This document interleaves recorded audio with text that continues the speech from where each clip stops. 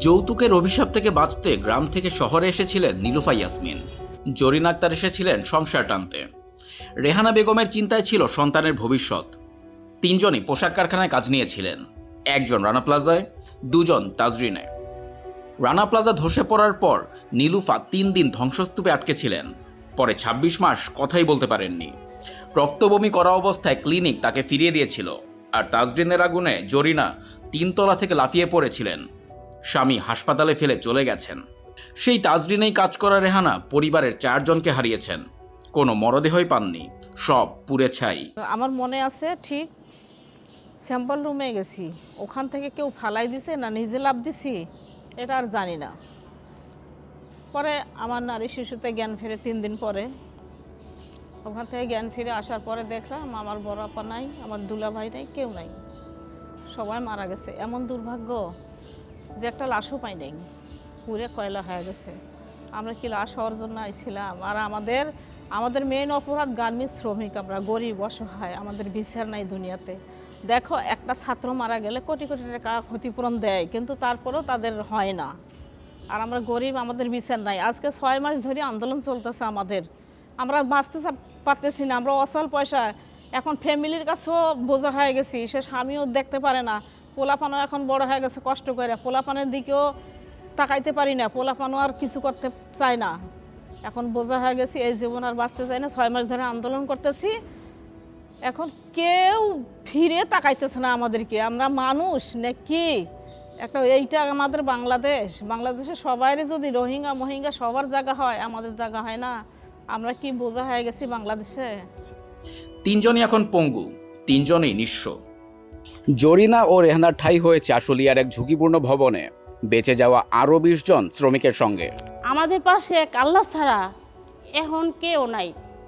আমরা নিজেরাই শ্রমিকরাই রাস্তা হাঁটতে হাঁটতে ক্লান্ত হইয়া যে জায়গা আমরা কর্ম করতে আইসা আমরা এই জায়গা ভুক্তভোগী, আর আমরা বাধ্যতামূলক, আমরা জাতীয় প্রেস ক্লাবে একটা দাবি আদায়ের জায়গা, ওই জায়গা থেকে আমরা পুলিশের নির্যাতনের শিকার হইয়া ওই জায়গায় না বসিয়া আমরা আজকে এই জায়গা বসতে বাধ্য হয়েছি।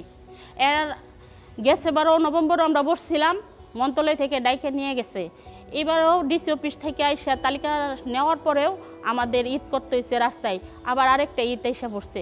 ঈদ উৎসব কিন্তু সবার জন্য, কিন্তু আমাদের জন্য না, আমরা রাস্তায় থাকতে হয়। তাজরিনের মালিক দেলোয়ারের বিরুদ্ধে মামলা যেমন 1 যুগ ধরে ঝুলছে, রানা প্লাজার হত্যা মামলাও তার ব্যতিক্রম নয়। সাক্ষী না আসায় হত্যা মামলাটি এখনও নিষ্পত্তি হয়নি। 41 জন আসামির মধ্যে সোহেল রানা ছাড়া বাকি সবাই এখন কারাগারের বাইরে। প্রেস ক্লাব, শ্রম মন্ত্রণালয়, বিজিএমই এর সামনে দিনের পর দিন দাঁড়িয়েছেন শ্রমিকেরা। 2020 সালের ডিসেম্বর মাসের এক গভীর রাতে পুলিশ শ্রমিকদের পিটিয়ে উচ্ছেদ করে প্রেস ক্লাবের ফুটপাত থেকে। আজকে এই জায়গায় আমরা 6 মাসে পড়ে যেতেছে আন্দোলনে বসছি। আমাদের দাবিগুলা কিন্তু 14 বছর ধরেই আমি কইরে আইছি, আমি নেতৃত্ব দিয়া। যে 20 সালে আমরা ওই প্রেস ক্লাবে ছিলাম, ভোর 4টা বাজে পুলিশ দিয়া আমাদেরকে যেভাবে পিটাইছিল, আমরা তো আরও আহত করে দিছিল। ওই ক্ষতিপূরণের দাবিতে 3 মাস 15 দিন ওই জায়গায় ছিলাম। 16 ডিসেম্বরের আগে আমাদেরকে 4-5 দিন আগে তুলে দেয় পুলিশ দিয়ে, রাতের 3টা-3:30টার দিক দিয়ে। বাঁচার তাগিদে এই পঙ্গু শ্রমিকেরা সুনির্দিষ্ট 4 দফা দাবিতে তাদের আন্দোলন চালিয়ে যাচ্ছেন। সারা জীবনের আয়ের সমতুল্য ক্ষতিপূরণ, যথাযথ চিকিৎসার নিশ্চয়তা, আহত কর্মহীন ও ঠিকানাহীন শ্রমিকদের জন্য স্থায়ী আবাসন এবং দোষীদের শাস্তি। এই 4টি দাবি আজও কেবল দাবিই রয়ে গেছে। এমনকি নতুন সরকারের ফ্যামিলি কার্ডের তালিকায়ও নাম ওঠেনি এই শ্রমিকদের।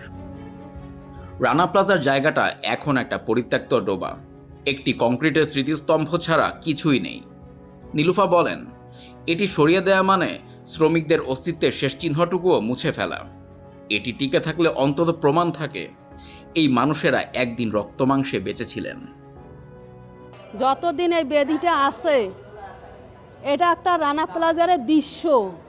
এই বেদিটা হলো রানা প্লাজারের দৃশ্য। 1971 সালে যেমন দেশ স্বাধীন হয়েছে, স্বাধীন হওয়ার পরে জায়গায় জায়গায় বেদি বানাইছে কী জন্যে? ভাস্কর্য বানাইয়া রাখছিল কী জন্যে?